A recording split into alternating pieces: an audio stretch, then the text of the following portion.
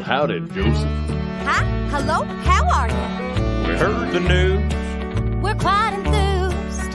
and the only thing to do What should we do? is strum this guitar And sing to the stars. and serenade you. You survived, and that's true. I thought I said a little wish to you. That is some mighty fine fiddling. But hey, let's pick it up. All right. That's more like it. Yeehaw! Play it for Joseph. All right, now where were we? Okay, you're still standing, and that's pretty great. Joseph. You know what? You kicked its butt. It's time to celebrate. Joseph. Ursel jingle jangle. It's time to do-si-do. So grab yourself a partner and let's see go. Cause it's a Jingle jangle here and a jingle jangle there. A jingle jangle inspiration everywhere. A jingle jangle here and a jingle jangle there.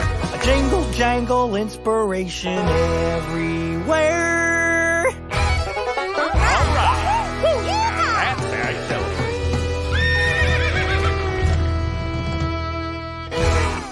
Joseph JAFFE is not famous. I'm kind of famous. I'm Jerry Springer. And JAFFE is no host. He'd be lucky to be in my audience, let alone on my show. Well, maybe he's crazy enough to be on my show. I take that back. And that's not a good thing.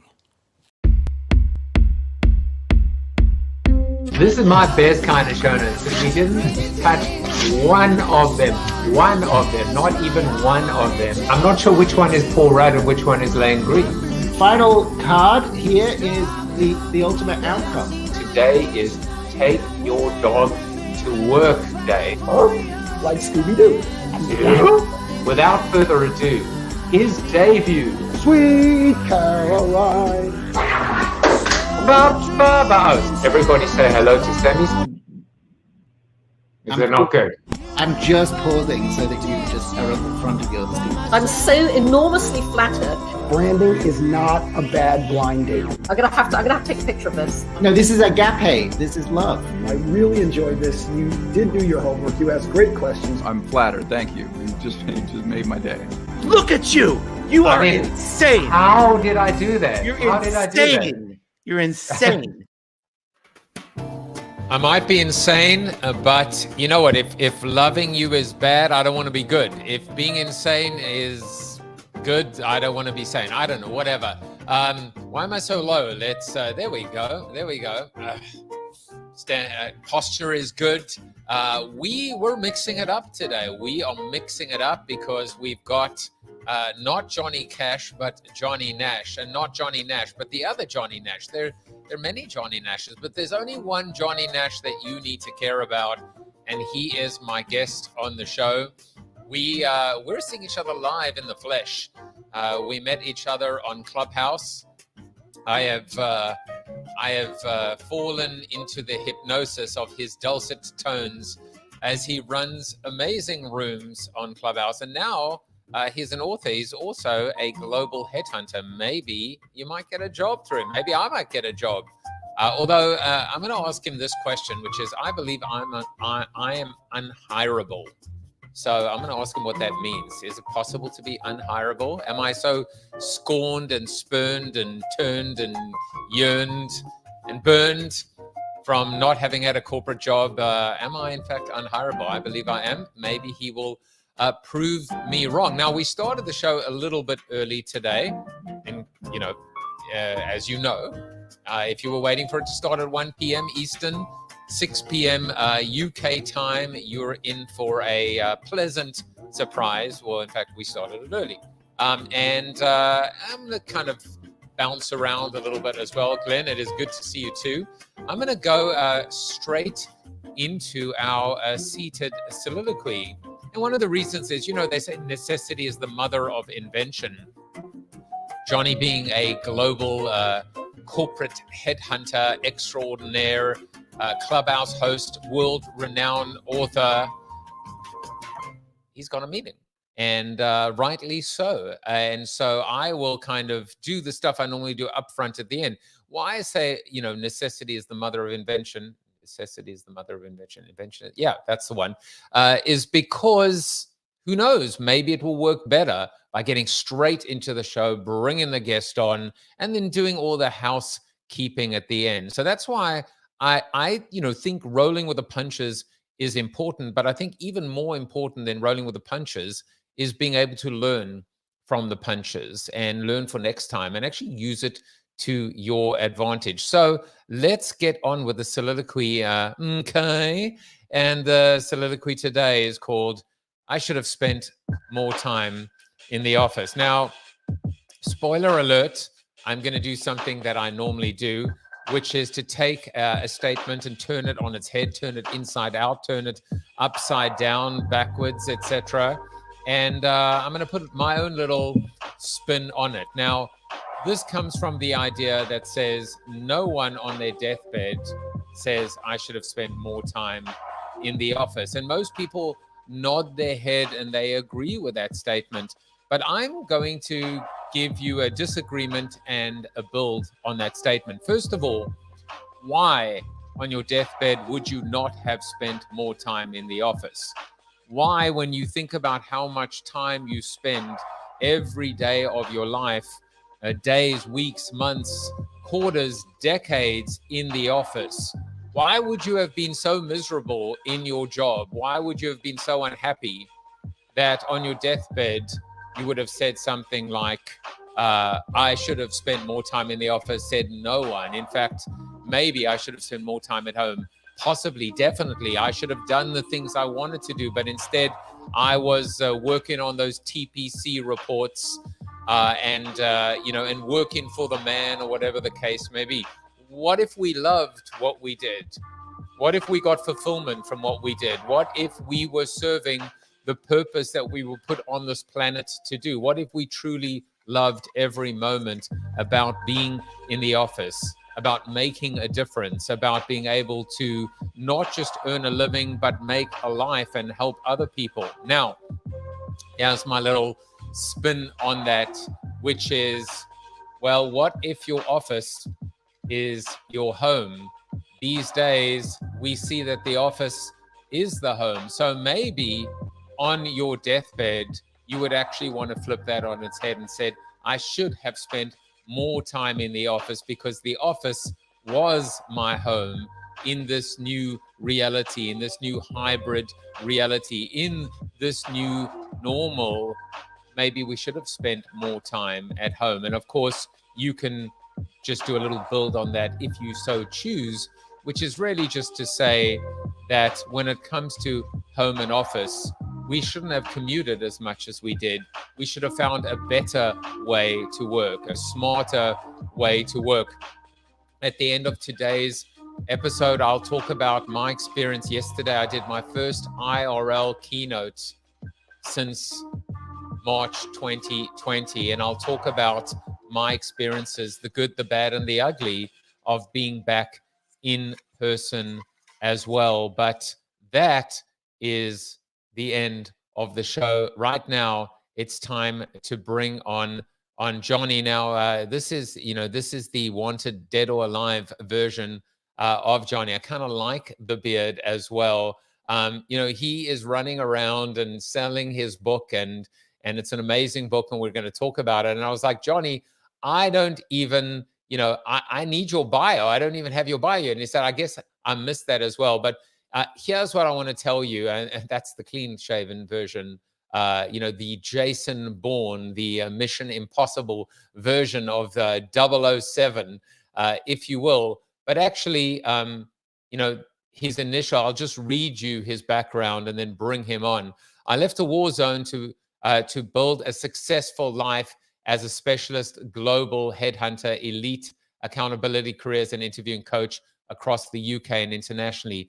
As a coach and mentor, you need to understand and know what people really think. Your weakness can become your greatest strength. My ability to read people became a strength of mine, and I did it to survive before getting into coaching. Again, I guess necessity is the mother of invention. It is all about what you do and what happens to you, all about it. Do not put off what you can do today for tomorrow. No what ifs, ands, or buts, and no delay. Let's bring him onto the show. Mr. Johnny Nash, welcome to the show. Thank you so much. I love the intro, Joseph. Yeah, so now, and I found a typo on your website as well. So you get proofreading and copywriting. It's all built into the package, into the bundled fee of 0.00 friends and family. What more can you ask for from a host? I mean, you can ask for it. You may not get it as well. Yeah, absolutely. Chris Martin's actor is here. I didn't know he was an actor. JAFFE and Johnny in the same place and time. Mind blown. Looking forward to the podcast. And Glenn says, I can see clearly now by another Johnny Nash. So I think he might be a spoiler alert alluding to, well, the real, who is the imposter? Yeah. This is what happens so I was thinking, hey, Johnny, you've got to, there is another Johnny Nash out there. So I was like, I need photos of him. So I typed Johnny Nash 007, Johnny Nash Clubhouse. What should I have typed to displace this Johnny Nash? I can see clearly now. And it was something that I was told when I first started out in the world of recruitment, and when I was doing calls to clients, and I said, this is Johnny Nash from such and such. The singer. I can see clearly now. And I didn't even know who that was till I looked it up myself. And then from that point, I was always associated with the very man we see in front of us. You're going to give us... are you going to sing, please? Not one of my many talents. I can't sing to myself, but I sing extremely badly, and I wouldn't want all the audience to disappear. So I'm going to show a little bit of ignorance. And, one of the things about when we talk about like vulnerability, right? You've got to put yourself out there. One of the things that I've learned now through this experience is, it's okay to say, in fact, it's quite empowering and quite amazing to say, I don't know the answer or something. So I'm assuming, there's only one I can see clearly now. Is that the song that Johnny Nash sang? Yeah, it was. And it wasn't something like I knew, but something I was told. And then obviously I used it as an icebreaker, because when you're involved in the world of recruitment, which I first started out in, it involves sales. And any edge you can get in terms of differentiate, anything that someone can remember you by, well, then that's a positive.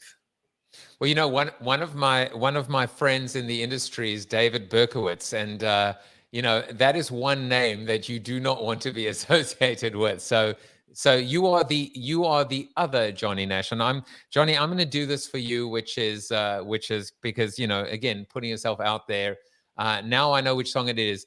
I can see clearly now the rain has gone. So that's, it's going to be a bright, bright, bright, sunshiny day. I can see another career there. Hang on. Yes, the air horn. That's what happens when you actually end up self-congratulating yourself. And I see our viewers have now dropped down to 0 after that little song. So that's okay. Johnny, let's get into some fun facts about you, because, now we know that you're the other Johnny Nash, or the one, maybe the other Johnny Nash is the other Johnny Nash.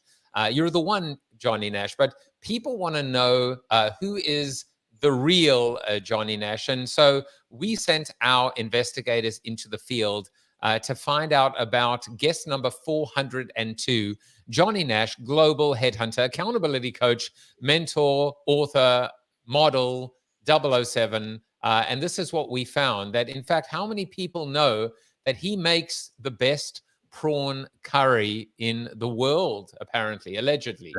Yeah. So my mum told me. But no, honestly, it is the best. Anyone who tastes my prawn curry, well, anything else you taste afterwards when it comes to curries will come a far second best. And I just want this is not me basically referring to you as shrimp or as a shrimp at all, but 4 million views cannot be wrong as well. A little bit of photo touching as well. So here's another thing, and look, this is a huge part of your life. I didn't know this about you, and so in this show we go from oftentimes manic to depressive to sublime to ridiculous. But tell us, in all sincerity, this story, your story about actually living in a war zone, and then I'm sure I'll have questions for you on the basis of that. But the one frame I'll always give you is, how did this inform you? How did this ultimately mold you and play a role in who you are, in your becoming, in who you are today? Yeah, it played a massive role, Jaffe, because, you know, we went to Iran at a time when the Shah was there. And my mum and dad, I had fairly young parents, actually. My mum was 17 and my dad was 24. So they were very, very young to be parents. And my dad was Iranian. My mum's half English, half Scottish. And he wanted to go back home, which was Iran. And at that time, a revolution was gaining pace with Khomeini, Ayatollah Khomeini coming in. So we not only got stuck in a revolution, which was quite anti-West at the time, anything associated with the UK, imperialist kind of past, or United States or anything, wasn't the best place to be. Then Saddam Hussein invaded Iran, I think around about 1980. So we had a war kicking off where you would hear daily sirens going on of aeroplanes bombing houses, people literally dying, getting injuries. When you're younger, and when you're particularly young, you don't really understand the concept of mortality, and then people talk to you and try to treat it as almost like a fantasy game, and you have your kind of soldiers all around you, and you kind of get used to the sirens kicking off and getting habitually going down into the basement or to the bottom end of the garden away from the house and stuff. So for my parents, I could then only imagine it was an incredibly frightening time. For me, it was a time where so many things happened to me. So during the course of the Iran-Iraq War, I also had 2 near-death incidents whereby I was playing a game of hide and seek, just quite innocuous during the war with my cousins, a little bit spoiled. They wouldn't open the door. So Johnny at that time had a little bit of a temper. So he decided to put his hand right through the door, which enabled me, which basically caused me this massive, I don't know if you can see it around the camera. It's like a huge scar on my wrist. And it was so bad that all my skin had gone, and my vein was partly cut. It was like I had moments to live, really. And luckily at the time, I was put into an hospital where there was a wartime surgeon from the capital, Tehran, who was in my city at that time, Kermanshah. And he was there to operate on me, but there was no anesthetic because of the war. Oh my goodness. So I literally had an operation on a 6-year-old boy without any anesthetic. And literally I passed out with the pain. And that was a shocking kind of moment in my life. And another one was innocuously, again, we had a pool in a land where we called Bark, which is like maybe a summer house or summer place that you go to. And I couldn't swim, so I sank all the way to the bottom. And then luckily someone found me. They all jumped in, got hold of me, but it put me off swimming for quite a long time. Still not a good swimmer. So I associate Iran, the war zone, with those kind of memories, and also hearing the sirens and seeing people injured and hearing about people through the grapevine potentially passing away, not associating death in the truest sense, because you don't quite understand that at that age till when you're older. And then I came to the UK, not being able to speak that much English and suffering an eye defect. So if I glance to my left, you probably find my eye won't move to a certain direction when I try to glance. And that's because I had a nerve that didn't quite work when I was born.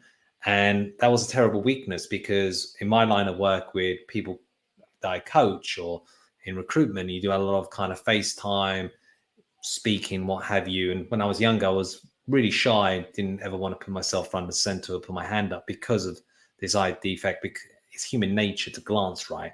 We do it. So I had to learn the ability to completely turn my head around all the time. But you get tired, you get lazy, so you happen to fall into habits of just glancing, which brings out that eye defect. And that caused me to have a terrible weakness. Didn't want to put myself front and center, put myself out there. But that weakness turned, like I said, in my website, on my coaching website, turned into a super strength, my ability to read people, their verbals and non-verbals, because I spent a lot of time just observing human behavior by virtue of my background. It's a hell of a story. And you know, I picked up a bunch of things along the way. First of all, as we say, we'll start off with the ridiculous and then we'll get back to the sublime. You definitely Freudianly said there, I'm still not the best swinger. And that became swimmer. So thank God you're not a swinger. No. Note to the family as well. But, you know, I mean, now we'll get back to the sublime. The mortality, right? Mortality is a huge part. Live every day as if it was your only day. Live every day as if it was your last day. Make the most of your time. To me, this goes back to even the soliloquy of this idea of no one said on their deathbed, I should have spent more time in the office. If we zoom out, the message here is quite simple. Everything you do from the mundane to the inspired should be a moment, a special moment, a moment to savor. Nothing should be rote. Nothing should be stayed, because you don't know what's going to happen tomorrow. And I guess, Johnny, the problem is that we don't live in a war zone, although we do. The world is chaos. The world is a war zone. We just may be in our own cocoons or our comfort zones. And I guess the message here is stand up and wake up and live every day. It is. And I think we're all guilty of thinking we've got more time than what we have. And a lot of people, they either live in the past sense or the future sense, but in the future sense of worry or the past sense of carrying anger with what's happened to their life.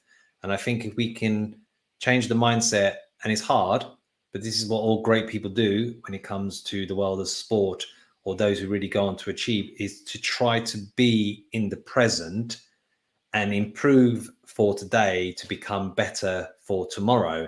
But having that kind of presence of trying to maximize as much as possible every day is where you want to be. The problem is bills, stresses, life throws so much at you that it can completely put us off and completely change our whole kind of environment to one of chaos, fear, stress, anxiety, which is the most common mental health condition all around the world, and can have a massive impact on our life and what we do.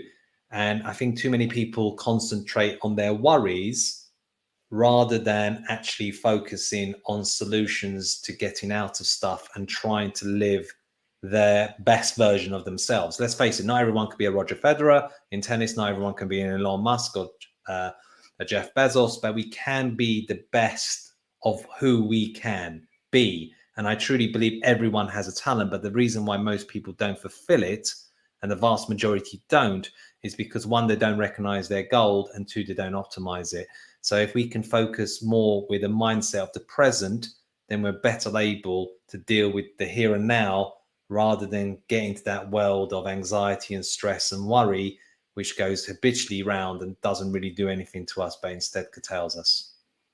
So if I had to, and it's so funny because literally yesterday in my IRL keynote that I gave, I almost ended with that exact point. I said, you know, I had heard that people that have anger, exhibit anger, are living in the past. People who have fear, I use the word fear, are living in the present, but people who are at peace are present and living in the present. So you spoke about the challenge, the worry. How do you overcome the chaos and the worry? How do you maintain and live in the present, be present, have the presence of mind to be able to manage and balance all of the fears and the worry and the concern, you know, because I mean, that is, to me, it's it's got to be like the meaning of life here. Like, tell us the meaning of life, Johnny Nash. So for me, a meaningful life, which I believe is the ultimate success, is one, you need to have a meaningful career. Two, you need to have a meaningful relationship, your partner to share the journey of life with, and you're lucky to have 5 friends in life when you reach a certain stage. So if you can count your friends on one hand, then happy days. And 3, to try to make a difference. But we all make a difference, but we associate difference to the grand and the wonderful. So with all of that, in terms of living in the present, 80% of life is mindset. It really is. If you lined up 100 of the top tennis players and watched them practice, you would find very little difference between the number 1 in the world to the top 100. But it's the fine margins of how they cope with pressure, with stressful situations, those situations where they find out about their character, who they are and what they are. And it's having that mindset of focusing on one point at a time and just on what is ahead of them, rather than allowing their mind to drift and wonder about collecting that prize, winning Wimbledon, winning that Grand Slam. And I think a lot of people get caught up with the end outcome of things. So they live in the world of fantasy and they talk to a lot of people about, oh, one day I'll do this and I'll live this life and I'll have this and everything else. Or they get overwhelmed because they think of it as Mount Everest and they think they'll never get there. So what's the point of actually trying? Or any setback kind of moves them away from it. So I think in the present, really, for me, how I've changed my mindset, and it's been a process because I was guilty of always wanting to control everything in my life. And that happens a lot to entrepreneurs and solopreneurs and business founders. I like traveling, but I hate flying. It's probably because I'm not the pilot, I'm not in control. But I've realized in life that we can't control everything. We can only control what we can control, but we can influence the outcome of things. So if we can focus more on the here and every day, on the task ahead, and making that one step forwards, that one step forwards all adds up in terms of incremental improvements. And that, I believe, is the recipe to success, is about incremental improvements. And to have the mindset of the here and now really manifestly came to me through perspective. And perspective can be where you have maybe a health scare, maybe you lose a loved one, and you realize, you know what, actually, I'm pretty special and I am worthy. In fact, there's only a 1 in 400 quadrillion chance of me actually being here. And we get caught up in all the stresses and all this kind of imposter syndrome and seeing ourselves as a failure because we're comparing and contrasting on social media and what everyone else is doing. And we build it up in our own life and we torture ourselves. And then we actually realize, you know what?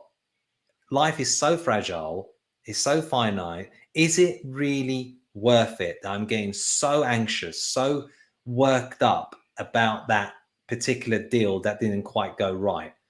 Of course, you have life's pressures if you're the only provider, if you're the main income winner, and you've got bills to pay.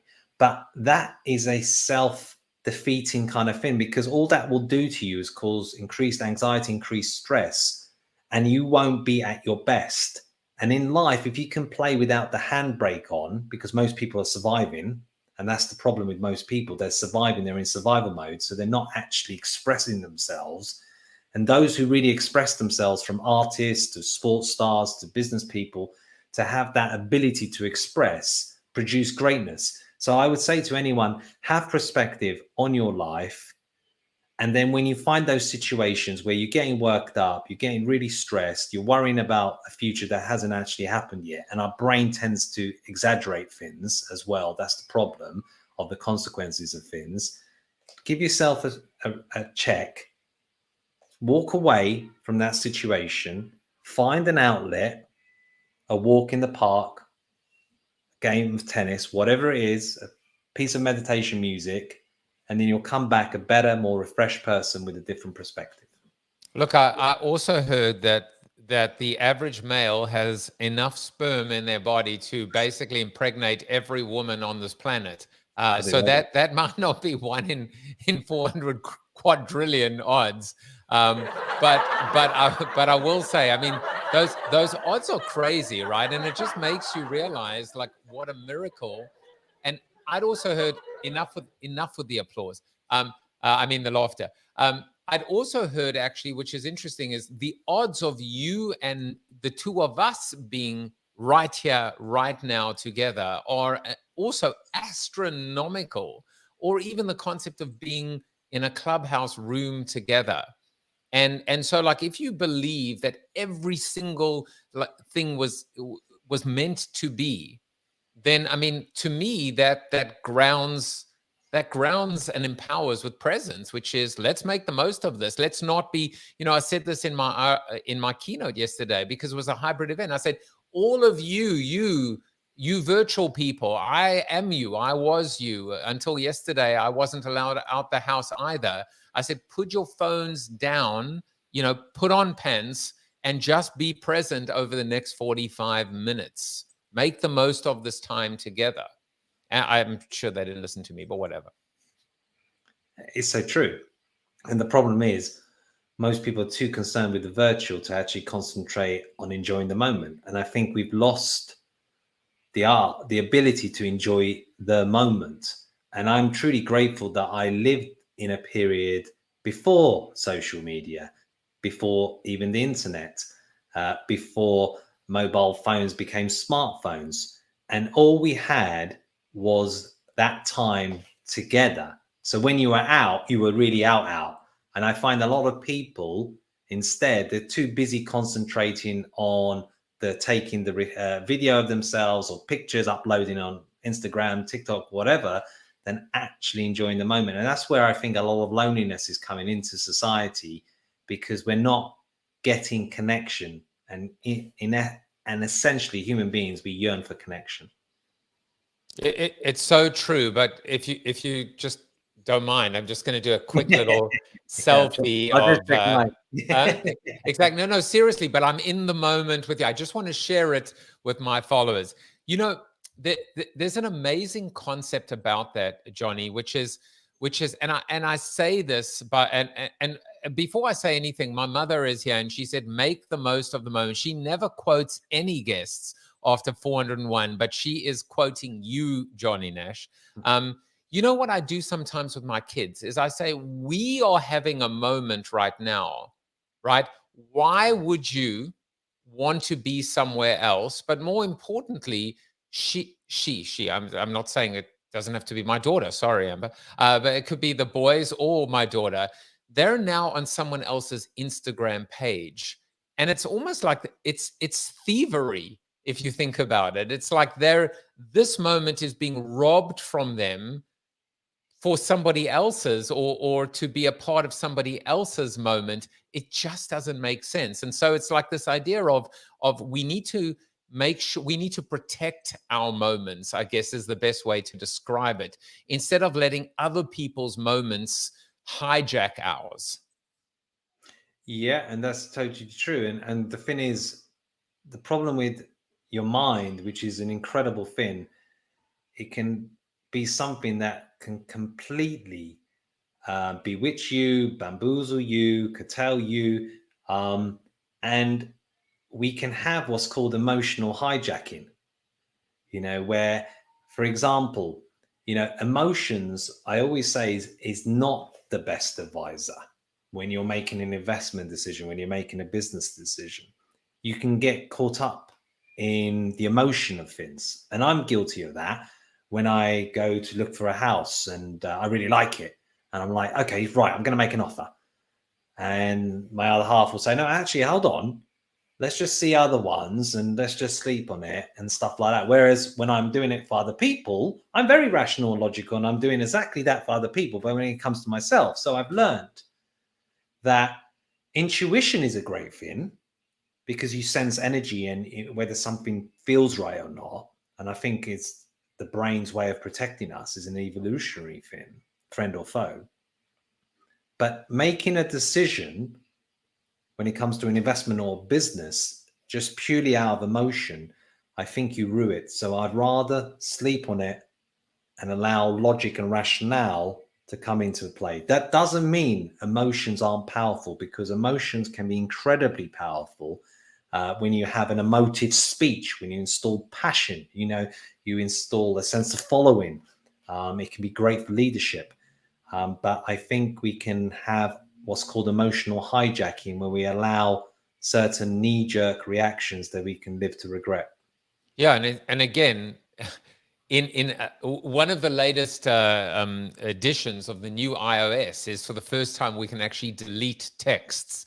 So you can imagine there are a whole bunch of drunken people that are breathing a sigh of relief right now. But that's the bad kind of being in the moment.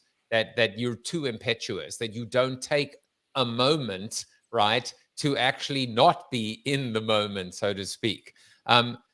Johnny, I would be remiss if I didn't. We'll talk about the book now, but it's so funny. You're talking about fantasies and winning Wimbledon, and so like I would be absolutely remiss if we didn't talk about the fact that you were a promising junior tennis player as well. So I guess you did have your moments in your past when you weren't in war zones as well. Did you win any cups, by the way, in your day?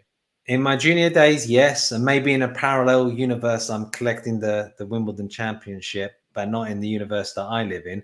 But yeah, sport was always a passion of mine, and I truly loved tennis from an early age. So yeah, I had dreams and aspirations, but that's where guidance and mentoring comes in, because I always say you're not born into this world with knowledge. This whole life is about knowing more, becoming better. And if you don't get it from your parents, you need it from other role models. It might be a teacher or people you're hanging out with that raise you up. And my parents were always in survival mode, so they weren't able to allocate. And I often ask coaches, because I've got twins now and I'd love them to do something like that. Obviously, you have to see their talent first. I said, what is the number one identifier of talent that you look out for? And they said, you know what it is? How vested the parents are in their children. How committed the parent is to their children is the number one thing we look out for. There's a wonderful program on a film on Netflix that I watched called King Richard, and it's the Williams sisters' father. And I'd recommend anyone to watch it, because what he did, he had a whole plan to have his kids become professional tennis players and become the GOAT, the greatest of all time. And it's just an amazing story, despite all the stuff that he had to go through. Well, listen, and now when we do say God save the king, it's not to King Richard, of course, but for most Americans, they probably think that is the king. Let me ask you just a quick follow-up to that, because in the US in particular, we also have parents that are so controlling, because I think you know this, that every superpower has an Achilles heel if you over-index it. Where's the line in terms of actually smothering or forcing, or like when does it become unhealthy in terms of this identifier of talent and a parent really, really going all in on their kids? Yeah, it's a great question. And I'll give you an example of Andre Agassi, who wrote an autobiography of himself, and he had a love and hate relationship with tennis. And that was because of his father, who was extremely pushy, and basically he didn't have much of a childhood, and he always had a sense of resentment. He thanked his father later on because it gave him the life he did, but he missed out on a lot of things. So I would always say parents can sometimes be guilty of wanting their kids to live out the dreams of what they didn't do. Right. Their kids are doing it. And I don't actually think that's the right reason, because your children are completely separate to you. We're not Mother Teresa. We all have our faults, and maybe unconsciously we have that in the back of our thoughts. But you need to see that, is this good for your kid? You know, if they really are fed up or something, or want to walk away from it, I do believe that they should have that option. You give them all the opportunity you can. You try to install discipline and routine, because discipline and routine does lead to greatness. It really does. And sport has so many transferable things to life and skills. But if they decide one moment, and I remember this story of David Ferrer, who's another tennis player, because I love tennis. For those of you listening, I think you gather that by now, that he had enough. He was never the most talented, but he was working really hard, and he's turned around to his dad. He said, I had enough of tennis. I'm not doing it. So his dad turned around to him and said, okay, right? Because he had the building company. He said, here you go. Put on some building clothes. He goes, go and join the rest of the guys out there and do what other people do for a living. And he did it for a week, and he came back to his dad and he said, you know what, Dad? I actually want to get back to tennis, because he realized what hard work was for the vast majority and how privileged he was that he had the talent and he could do something with that talent, whereas most people are just getting by and living their life with a job, which is a means to an end. So sometimes you need that reality check. Yeah, totally. What a great story as well. You know, I do these virtual coffees now, Monday through Friday in our Discord, and we've been doing them 8 to 9 a.m. And this week we experimented with 7:30 to 8:30. And after 4 days, I said, you know what? Like, I am all about staying the course and letting things play out. I said, it's not working for me. It's too early. We're moving back to 8 a.m. And I said, do you know how I know that 8 a.m. is the right time for this? Because I tried 7:30. And so sometimes, like, it is a beautiful balance between knowing what we want and what we don't want, where we're moving to and where we're pushing off from. So I know your time is very limited today, and I wanted to make sure that we discussed, I go crazy now, and I just like, let's paint the world with the other Johnny Nash's new book, The Secrets of the Source, Ending Career Misery. You know, the idea, I'm even making sure that you're sponsoring the show. Let me give you a little bit of a backdrop as we talk about the book. I always find a quote, and the quote that I found for you is a simple one that said, pleasure in the job puts perfection in the work. I don't know if you know this coach. It's a great life coach and mentor, also very, very big in Clubhouse, Aristotle. You know, at Aristotle, just kidding. But pleasure in the, yeah. You've not been in his room. Did you block him? Did he block you? No. You know, I would basically say, for people that are watching this, they're like, you know what? I need to close my eyes and I need to hear Johnny and Joseph talking. That's much better with the eyes closed. But Johnny, talk a little bit about the book and why you took this angle of this idea of ending career misery. What is career misery? Yeah, it's a great question. According to polls, 85% of people are unhappy in what they do. Wow. Because they have a job as opposed to a career. And a job is a means to an end. A job, you live for the weekends. A job, you have that Monday morning blues again and again and again. And I wanted to create something by way of a book, and also the communities that I fostered via social audio, that you move from having a job to having a career, and stopping that alarming stat to those people in my community, whether it comes through coaching or the podcast or social audio rooms, because you spend on average 40 hours a week of work, 2,000 hours a year of work. What affects you in your professional life has a massive effect on your personal life. So the whole book is catered around the strategies, the insights, the things that you need to look out for, how to plan, how to go about your life when it comes to the world of work and careers, that can be able to put you in the best position in choosing and having a career as opposed to a job, and not joining those 85% of people. I really love that insight, and I've just posted in the comments the link to Amazon, but just go to the Amazon and type The Secrets of the Source, Ending Career Misery. You know, one of the things, Johnny, that I'd once, I said this decades and decades ago, and I said, it's not enough to respect the people you work with professionally. You need to like them personally, because you spend more time with them than you do your parents, your children, your spouse. It's just not enough to say they're amazing at what they do, but they're bastards.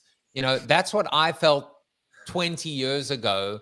How do you feel about that statement? I mean, am I on the right track by saying you have to like them and respect them? Well, a lot of times it's just that piece of carpet that bonds you, because you don't proactively choose the people you work with unless you're the hiring manager and you've cultivated the team. And you kind of gather around something which you have in common, which is the job you want to do. But work culture is massively important to your mental health and well-being. To be in an environment where you feel like you can express yourself, you feel like you're enjoying what you do, and you're surrounded by people that you enjoy working with. Because like you said, we spend so much time at work. Unfortunately, there is a lot of occasions where office politics and toxic work cultures can completely undermine that and then subsequently affect your mental health and your well-being. Well, I had Needy Tawari on the show, who we know very well from Clubhouse, and she actually spoke about the fact that you know, that corporations that focus and invest on mental health actually reap better results and rewards and profitability for doing so. And so we see that beautiful continuum. Now, I know I am very diligent on time, even though, you know, generally what I do love to do with the show is when people tell me they don't have enough time because they think they're too important for the show, I go, sure, no problem. 30 minutes is fine. And then after an hour, they're still here. It's like the guardrails that we create. But I know you do have a hard stop as well. And I just want to tell people, you know, Johnny, I think you're going to have to come back already, because I feel like we're just scratching the surface. But if you really do want to connect with Johnny, you can do that through a number of ways, through his website. I'm going to provide all of those links for you. But one of the most important things is, you know, close your eyes. And although he's very, you know, he's a good man to look at too when he's not swinging. I mean, you know, but really, you've been such a leader on Clubhouse. You know, during when Clubhouse was crazy popular, when Clubhouse was kind of quiet, and consistency in your work and the quality of your work has really just led to some of the best rooms that I've had the pleasure of not just listening, you know, but actually being invited to the stage and participating. So I just want to thank you for coming in today. And I will, you know, I know you're going to jump, so jump at will, my friend, and just good luck with the book. And we didn't even get to discussing why I'm unhireable, but you know, we'll do that another time. I'll answer that quickly, but thank you ever so much for your kind words, and right back at you, JAFFE. I've always appreciated and valued your insights and your rooms, because you are a genuine and someone who's a genuine person and someone who shares a lot of thought and insight to what you say. But in terms of answer to your question, like there's a girl out there for every guy and a guy out there for every girl, there's a job out there for every person. It's just about going out there and finding it. All right. So I wouldn't say you're unhireable. Well, you know, I wouldn't say you're totally unhireable. I know exactly who I'm waiting to hire me, which is, you know, CNBC, manifesting Netflix. This show, they told me I have a face for radio. I do not agree. I don't have Johnny Nash's face. I know that, but I have a funny accent too. Johnny, I know you have to drop. It was an absolute pleasure, and I will see you around the hallways. Thank you so much. Take care, everyone. Thank you, JAFFE. Thank you. You're welcome. You're welcome. And that was Mr. Johnny Nash.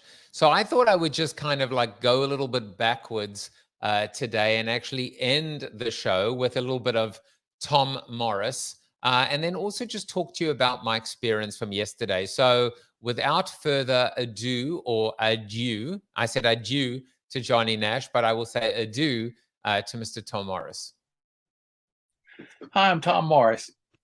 My father gave me some great advice when I was growing up. He said, life is supposed to be a series of adventures. The one you're on now is preparing you for the next one, often in ways you can't even imagine.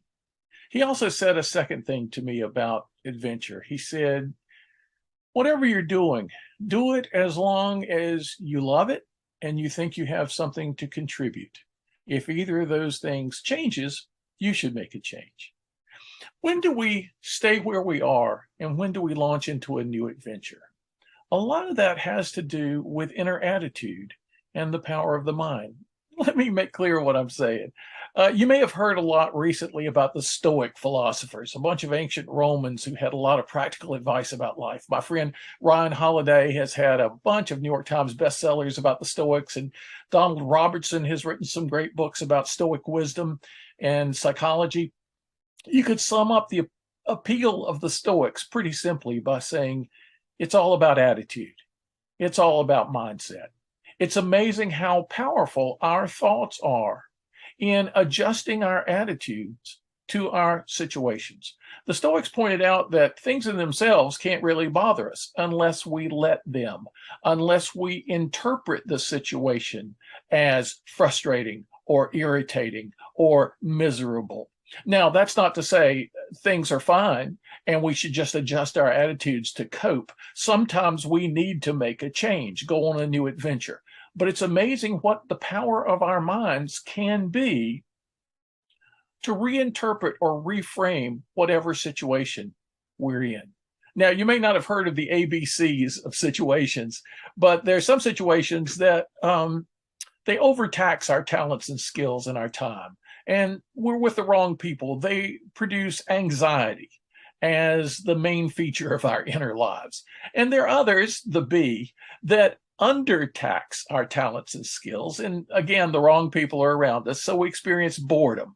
Now, a lot of people go back and forth between A and B, between anxiety and boredom, but we get it just right when we arrive at C, the challenge in the Goldilocks zone, where our talents are being taxed just right. Our skills and our time, things are really going well. We're being pushed, but not too much. We never feel bored. We never feel fearful. The people around us are very supportive. That's wonderful. Sometimes we can find the environment in which it's magical.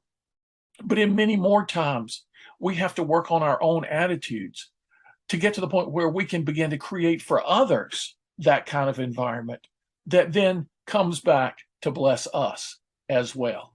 Remember, it's not always the external circumstances. It's often the mindset we bring to those circumstances, the attitude, the perspective, the interpretation. And over that, we all have a great measure of control. So if you bring the right attitude to your day, to your workplace, to your job, you may find it getting much better. And if it doesn't, that's time for a new adventure.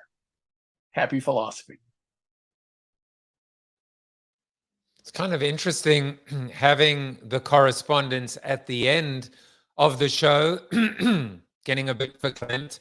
But maybe I also like the idea now, again, necessity is the mother of invention, where this is an opportunity to spend the last 10 or 15 minutes with you, or you with me, or together, us together as well. I did mention a couple things. I keynoted yesterday in New York City, and I got to tell you that I can't believe it took me this long. I can't believe that that in the whole spot I loved it. I loved being there.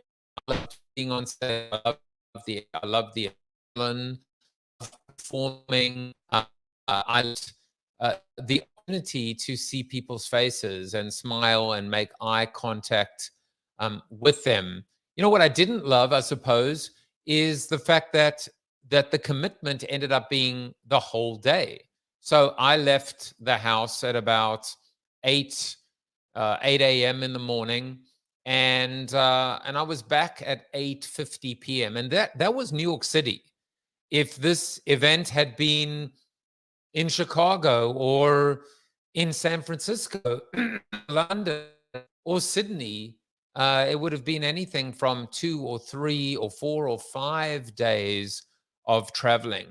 So there are a lot of inefficiencies built into the model, just like the commute, right? Just like the commute, just like the fact that every day we maybe spend 2 or 3 or 4 hours going from car to train to subway to walking in clement weather, so that we can end up in a cube farm, so that we can end up in meetings with the sole purpose of having another meeting where the commitment objective is just to have another commitment objective, where we can say, wait a second, surely we could have held this meeting on Zoom. And so I don't think the answer is or. I think the answer is, as always, and. The answer is find the balance, find a way to make it work. You know, for me, moving forward, will I do more IRL keynotes? Absolutely, I will. I loved being back on stage, but I can also be smarter with my time. I can also be smarter with my time in terms of saying, I keynoted in the morning from 11 to 11:45. I said I would be available for networking and cocktails from 5 to 7. So either I need to then, from 12 to 5, find a place to work, be productive, actually build that in to the contract, or I need to leave. And, I will tell you, when I was younger in my career, I used to get really angry at keynote speakers that would fly in, would speak, and then would leave. I found it arrogant. I felt like they were so important, they had so much self-importance, that they wouldn't even stick around. They wouldn't even bother to get to know their host, the guests, give the guests access to them to be able to have conversations. Now, many of them may in fact have been exactly that, arrogant and filled with self-importance.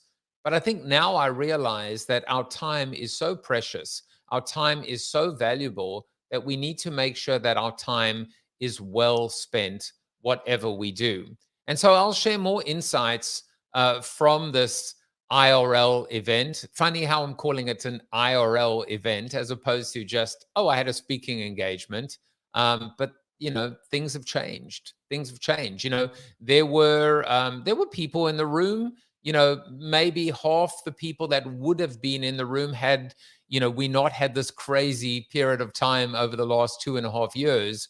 There were 2 or 3 times the amount of people that were actually online watching virtually, whether it was just, and think about that for a second. On one hand, you've got people saying, I don't feel comfortable enough to attend in person because of health-related or medical-related reasons, right? Then you've got practical reasons, which is good, right? Practical reasons, which is, I would not have been able to commute or afford the flights or be able to make the trek. But then there's a weird group in the middle. People that just couldn't be bothered anymore, that are now slumbering, that are sleeping, that are too comfortable, that don't want to make the effort. That's the inertia. And I feel that's where we have to be a little bit more careful. And that's not with each other, it's with ourselves, to be able to say, put in the effort, make the effort, show up, get yourself out of your comfort zone. To Tom Morris's point, right? Anxiety, boredom, challenge. Challenge yourself to move out of that zone of boredom and overcome the anxiety.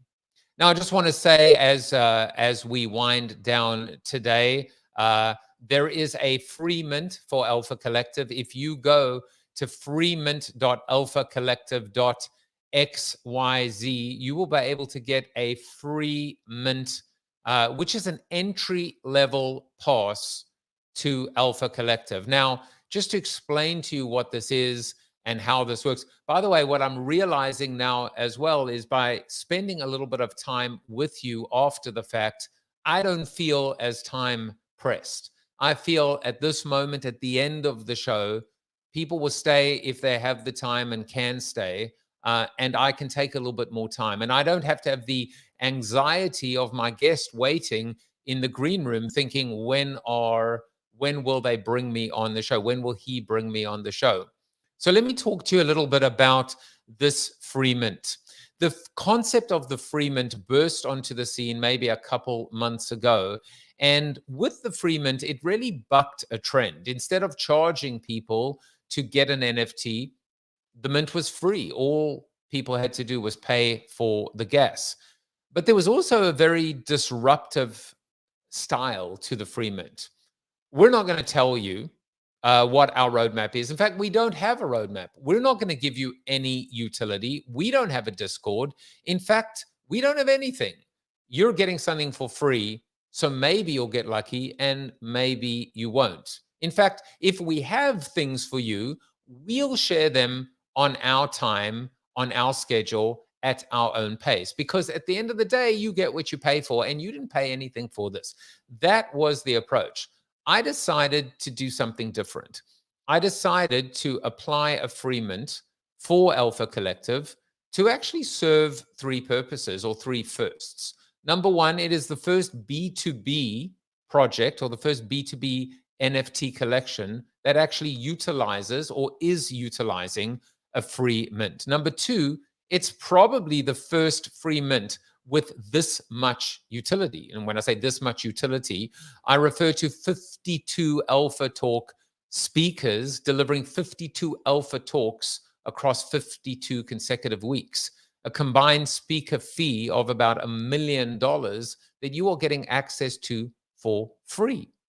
But the third thing is, it's the first freemium model being applied to said B2B collection. There is a paid version, and then there is a free version. There is an entry-level version, and then there is a premium version. You can choose which door you enter through. You can choose which path you choose to pursue. Because it is an entry-level mint, you will get entry-level utility. So certain things you will get, certain things you won't get. Like, for example, you won't be able to book My Time. My Time is free to paying members. For example, you won't get invitations to the IRL events. You may, but for the most part, let's assume you won't, because I can cater to 1,000, catering to 2,000 or 3,000 is a little bit harder and more expensive. Here's another thing. You will get access to the Alpha Talks, but you won't get access to the town hall that comes afterwards. So the 20-minute keynote, that's yours. The 10-minute Q&A between myself and the guest, that's yours. But your ability then to town hall-like ask questions and be able to engage with them, that's not on the table. Also, you won't get access to the archives of previous talks. So why I say freemium is because, yes, some people will choose to upgrade when they desire to, and others won't. They'll be happy with that level. And I love the idea of offering these two tiers, because at the end of the day, what this does do is it gives more people access to the collective, to the community, and to the content. So again, if you want to get a free mint, all you have to do, you'll need a wallet, but all you have to do is go to freemint.alphacollective.xyz. There is a maximum of 1 NFT per wallet. When you see max 2, the reason why it says max 2 is that every paying member of Alpha Collective will get 1 free mint airdropped into their wallet.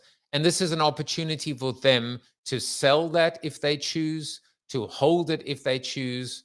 But hopefully what they'll do is they'll give it away. They'll give it to someone who is perhaps less fortunate than them, who doesn't have the ability to buy into the community. And I love the concept of paying it forward. So freemint.alphacollective.xyz while stocks last. And even when they don't, you have the ability to buy one on the secondary market. And given the fact that they were free initially, you'll find it to be very affordable. So that is the end of a different type of format of show. I feel a lot more liberated as well. And I want to just remind you that Johnny Nash, what an amazing guy. You can follow him on Twitter. You can find him in the club. He is the resident DJ at Johnny Nash. You can follow him on Instagram, connect with him on LinkedIn, eat cone with him on TikTok, subscribe to his podcast, Recruitment and Careers Club. Please go and buy The Secrets of the Source, Ending Career Misery. And should you choose to work with him, and why wouldn't you, you can do that at johnnynash.coach. I hope you enjoyed today's episode. We will be back next week with an amazing, amazing group of speakers. There is nothing more to do than to sign off with Mr. Chuck Norris himself. You are Chuck Norris approved. Have an amazing weekend. See you soon. Bye-bye.